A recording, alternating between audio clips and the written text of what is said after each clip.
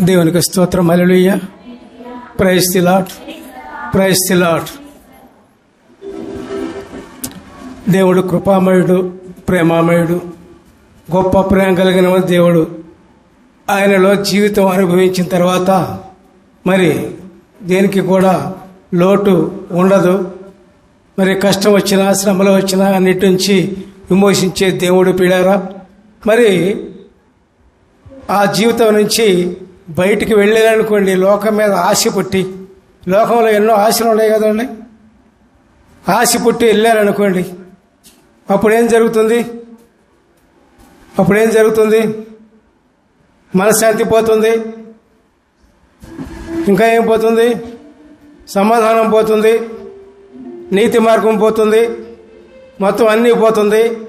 లోకంలో ఉన్నటువంటి అలవాట్లన్నిటికీ బానిసైపోతాం. దేవునికి స్తోత్రం. హల్లెలూయా. Praise the lord.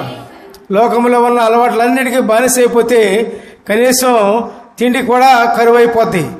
తినడానికి తిండి పుష్కలంగా దేవుని యందు ఉన్నప్పుడు, ప్రభునందు ఉన్నప్పుడు, యేసయ్యందు ఉన్నప్పుడు పుష్కలమైన యొక్క ఆహారం తిన్నాం, బాగున్నాం. ఏదైనా రోగాలు వచ్చినప్పుడు దేవుడు స్వస్థ ఇస్తూ ఉంటారు, బాగానే ఉంది. కానీ పిల్లారా,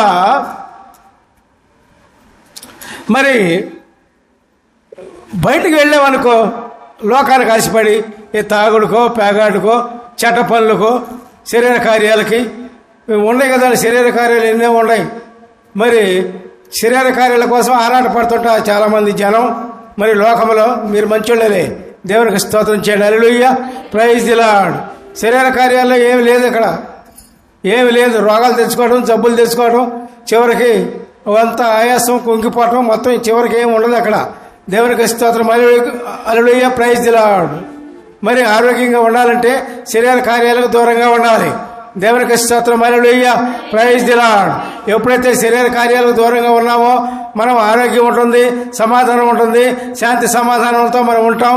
మరి దేనికి కూడా మనం బానిస కాం, దేవునికే బానిస అవుతాం. మనం దేవునికే బానిస అయినప్పుడు దేవుడు మనల్ని బానిసగా చూడడు, ఆయన కుమారుడుగా చూస్తాడు. దేవునికి స్తోత్రం చేయండి. హల్లెలూయా. Praise the lord.